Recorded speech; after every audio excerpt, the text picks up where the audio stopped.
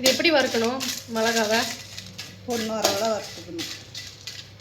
ரொம்ப காரம் விடக்கூடாது, கருப்பாக வைக்கக்கூடாது. பொண்ணு வரவெல்லாம் அப்படியே மிளகாய் அப்படியே பொரிக்கணும். ஓகே.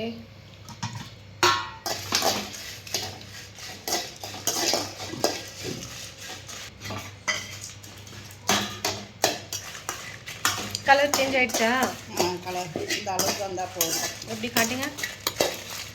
இந்த அளவுக்கு போதுமா? அப்போ இந்த அளவுக்கு போதும். ரொம்ப பிளாக்காக வேண்டாம். ரொம்ப பிளாக்காக.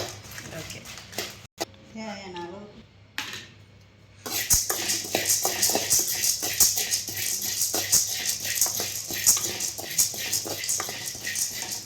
இதுவும் பொண்ணு வரவெல்லாம் வறுத்துக்கணும்.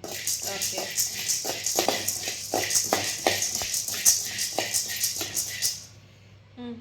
இது எப்படி எவ்வளோ நேரம் வறுக்கணும்? ரோஸ்ட் பண்ணணும். அப்படியே பொண்ணு வரவெல்லாம் எப்படி வறுக்கணும்? ஓ, இதுவும் பொண்ணு வரவெல்லாம் ஆடியன்ஸ். இதுவும் பார்த்தீங்கன்னா நம்ம வந்துட்டு ரொம்ப இதுவும் பொண்ணு வரவெல்லாம் வறுக்கணும். ஸோ இதையும் நம்ம வந்துட்டு பிளாக்காக விடக்கூடாது.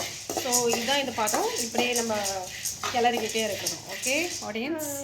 இதுலேயே போட்டுக்கணும். மிளகு சீரகத்தை அது கூட ஒன்றா போட்டுக்கணும். அது கூட ஒன்றா போட்டுக்கணும். ஓகே. தனியாக போட்டால் அது நல்லா ஓகே ஓகே ஓகே கழுவ ஆரம்பிக்கும்.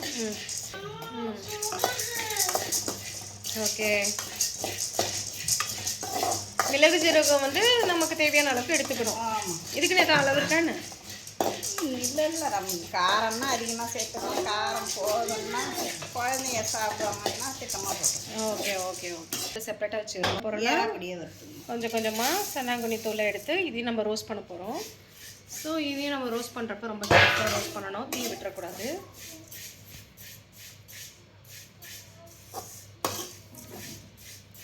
நல்லா இருக்கும் டேஸ்ட்டாக. எறாப்பொடி நாளே என்ன 2 இட்லி சாப்பிடலாம்.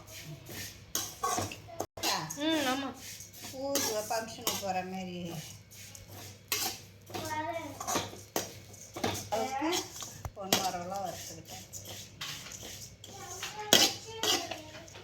இந்த அளவு வறுத்துக்கிட்டேன்.